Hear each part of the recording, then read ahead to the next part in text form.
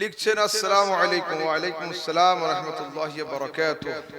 শবে কদর বা লাইলাতুল কদরের রাত্রিতে নফল ইবাদত এর জন্য বেতের নামাজ পড়বো নাকি ছেড়ে দেব? দেখুন, বেতের ওয়াজিব, নফল নফলই হয়। সাধারণ লোকের জন্য উত্তম যে তারা বেতের পড়ে নেবে। এইবার যদি ও কন্টিনিউ নামাজ পড়ে যে আমি এখন মসজিদে 1 ঘন্টা থাকবো, এর মধ্যে বাড়ি যাব না বা শোবো না, তাহলে নফলগুলো আগে পড়ে নিয়ে পরে বিতে পড়তে পারে, এতে কোনো অসুবিধা নেই, ঠিক আছে। কিন্তু সাধারণ লোক শুয়ে উঠতে পারবে এটা 100% শিওর থাকে না, সেই জন্য কিন্তু বিতরের নামাজ ওয়াজিব, তাই ওকে হার হালে ওটা আদায় করতে হবে। বিবাহ অনুষ্ঠানে জামাই বউকে 7 পাক দেওয়া যাবে কিনা শরীয়তের মতামত? জি না, এটা সম্পূর্ণ বিদআত কাজ, এর সাথে শরীয়তের কোনো সম্পর্ক নেই। এই 7 পাক 10 পাক এগুলোর সাথে শরীয়তের কোনো সম্পর্ক নেই। শবে বরাতের রাত্রিতে সারা রাত নফল ইবাদত করলে তাহাজ্জুদ এবং বেতরের নামাজ কোনটা?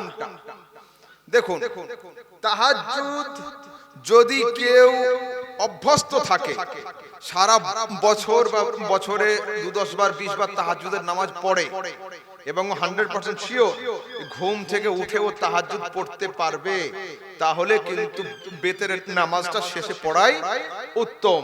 কিন্তু সাধারণ লোকের কাছে কোনো গ্যারান্টি থাকে না, শুয়ে পড়লো, ফজর আজান হলো, তারপরে চোখ খুললো, তাহলে কিন্তু ওয়াজিব ছাড়ার গুনাহ হয়ে যাবে। সেই জন্য নামাজটা আগে পড়ে নিতে হবে।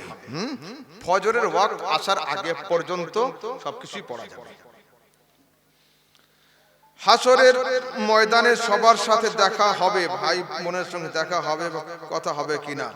হাসরের কথা হচ্ছে নফসা নফসি কা হোগা কিয়ামত মে শোর, जब किसी पर किसी का चलेगा ना जोर, बस उसके हाथ में होगी शफाअत की डोर।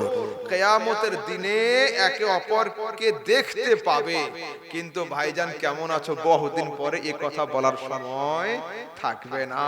প্রত্যেকেই কি বলবে? নফসি নফসি নফসি নফসি, হায় আমি, হায় আমি, হায় আমি, হায় আমি, আমার জান, আমার জান, আমার জান, ঠিক আছে।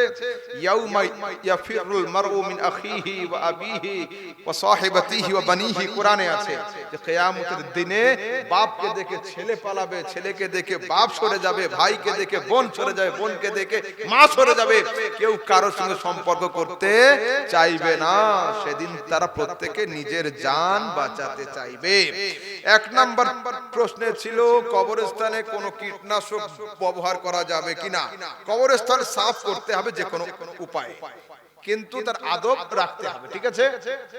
আর আমার যেটা পার্সোনাল কথা হলো এই যে কবরস্থানের সম্পূর্ণ সবুজ বর্ণের তৃণ বা ঘাস বা কিছু এগুলো মেরে না দেওয়াই দরকার। কেন? সবুজ ঘাসগুলো যতক্ষণ সবুজ থাকে তারা আল্লাহর জিকির করে, এর দ্বারাতে মুর্দার আযাব কমে যায়। অতটুকু সাফ করবেন যেগুলো খুব মোটা হয়ে উঠছে এবং যার জন্য যেগুলো খুব মোটা হয়ে উঠছে, যার জন্য আগামী দিনে কবরস্থানে ঢুকতে অসুবিধা হবে সেইগুলো। আর পার্সোনাল কথা হলো এই, কবরস্থান